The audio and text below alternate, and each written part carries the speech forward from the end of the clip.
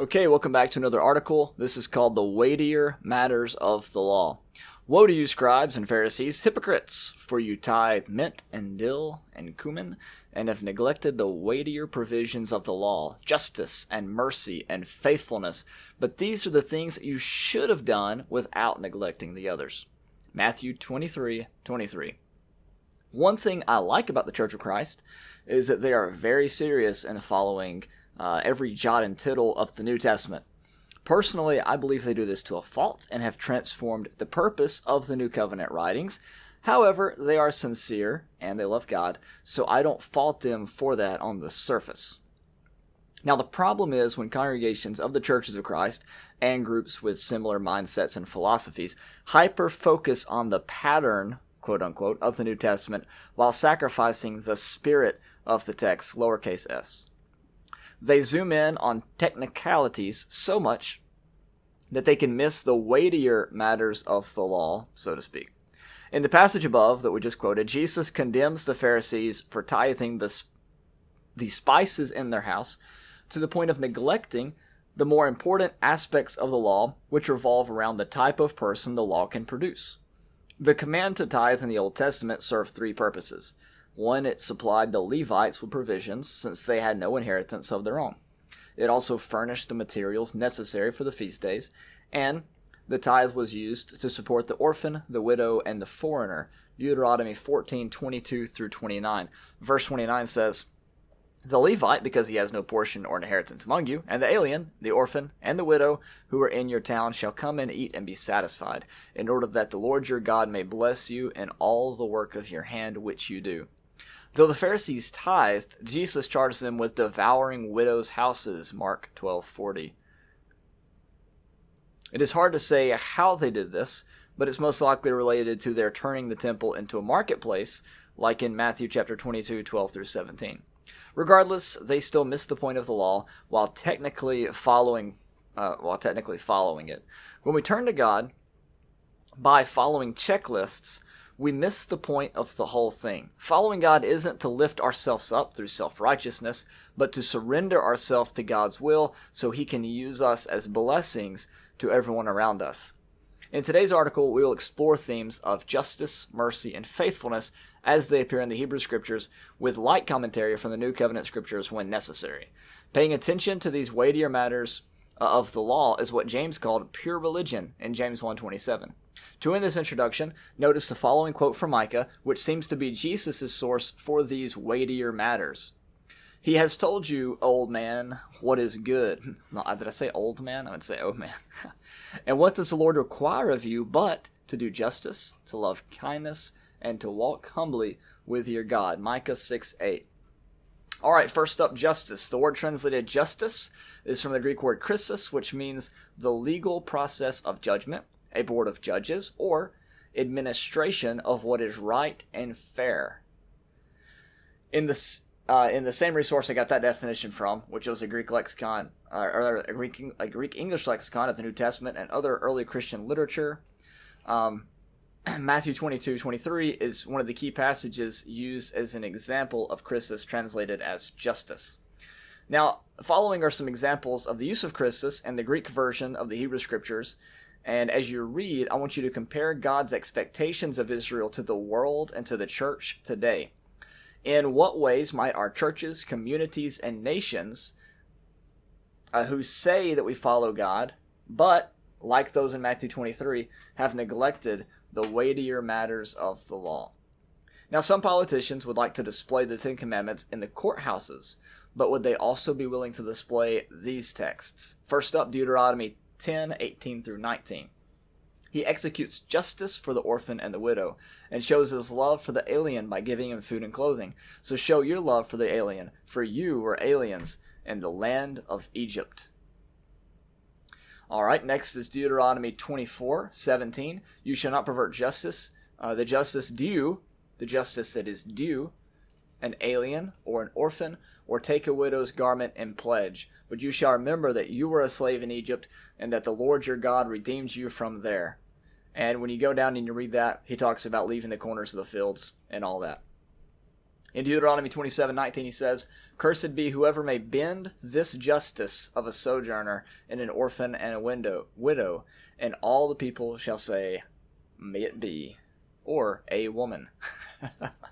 Can't help myself. Okay, Psalm 140:12. "I know the Lord will maintain the cause," that's the word there, even though the word justice is used in this passage. The word Christus in the Old Testament, and the Greek version of it, rather, is the word cause, the cause of the afflicted, and justice for the poor. Okay, we could collect more passages, and there's a lot more, by searching the Hebrew word that is the source of the Greek translations, but the above sample seems more than adequate. Now the next word is the word mercy, and it's from the Greek word eleos, which means kindness or concern expressed for someone in need. Some examples of its usage in the Greek Old Testament are as follows.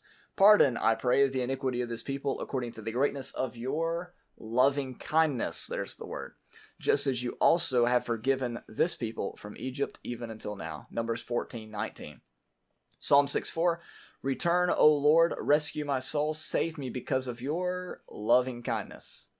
Psalm 13:5, "But I've trusted in your loving kindness. My heart shall rejoice in your salvation." Psalm 13:5. Finally, we have a passage from Matthew 19:3, which is a quotation of Hosea 6, which says, Jesus talking here, "But go and learn what this means." Here's the passage. "I desire compassion," there's that word, eleos, "and not sacrifice, for I did not come to call the righteous, but sinners." Matthew 9:13. The people of God are to emulate him in showing mercy to those who are in need, as God poured out his loving kindness upon them. If we neglect mercy, no amount of sacrifice, right worship, or correct theology means a thing. All right, last word is faithfulness. The word faithfulness is from the word pistis, which means that which evokes trust and faith. It can also just be translated faith. Okay, Psalm 33:4-5. "For the word of the Lord is upright, and all his work is done in faithfulness. He loves righteousness and justice. The earth is full of the loving kindness of the Lord." Kind of hit you with all the words there, didn't I?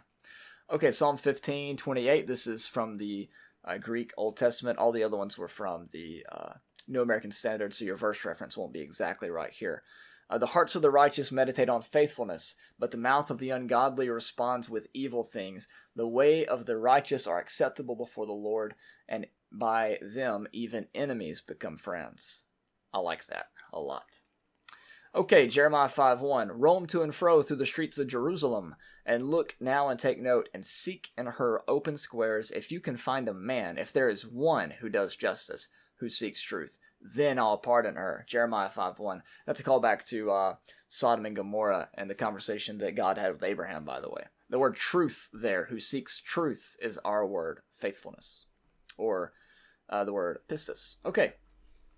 In the book of Proverbs, quoted above, faithfulness often has to do with being trustworthy in business. Some would use false weights in order to cheat customers. The Pharisees and scribes had done the same thing in acquiring much of the people, but doing little themselves. Matthew 23:4 says, "They tie up heavy burdens and lay them on men's shoulders, but they themselves are unwilling to move them with so much as a finger." Though they were careful in so many things that religious people would call good, they missed the point of the law, which was to enable them to be blessings to those around them, especially those who are without.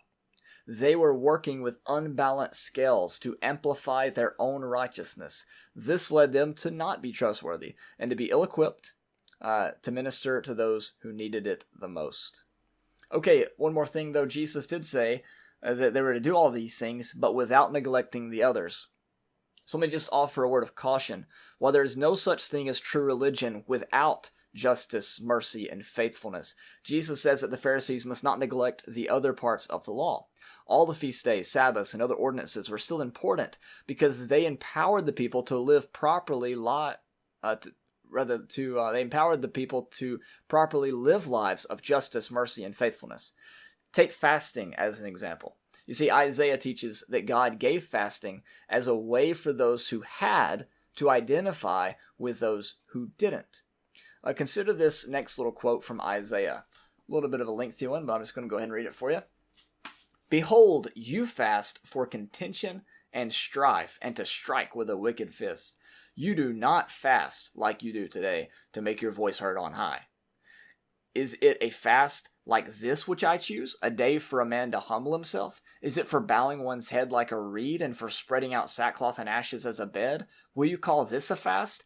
Will you call this a fast, even an acceptable day of the Lord?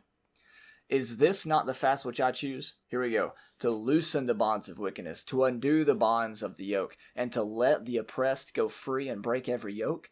Is it not to divide your bread with the hungry and bring the homeless poor into the house? When you see the naked, to cover him, and not to hide yourself from your own flesh? See, there it is. That was the purpose of the fast. I didn't read the whole passage, but the purpose of it was to let them identify with the poor so that they would be able to reach out and to help them in a time of need. Okay, one reason that was cited to explain Judah's captivity in Babylon was their failure to keep the land Sabbaths. This was more than just breaking God's law. Sin is more than just some technical thing that happens when you do a boo-boo, okay? Sin affects everybody and everything around you. See, the land Sabbath was a time when the entire nation would totally depend upon God for the harvest. It was a time where God would allow them to reap where they did not sow and pick where they did not plant. It was a time for everyone, including the rich, the poor, the native, the foreigner, the man, the woman, to share equally in the earth's produce. Can you see why breaking it was such a big deal? The commands were more than just legal obligations. There were ways through which Israel could bless the world. Have we forsaken the weightier matters of the law in pursuit of self-righteousness? Are we concerned more with meticulously sticking to some alleged pattern than we are serving the hungry down the road from our unnecessarily large buildings that we drive to in our nice cars while wearing one of our many expensive outfits? That's not true religion. Folks, it is time for a reformation, not of theology, not of doctrine, but of justice, mercy, and faithfulness. And all the people said, Amen. Have a great day.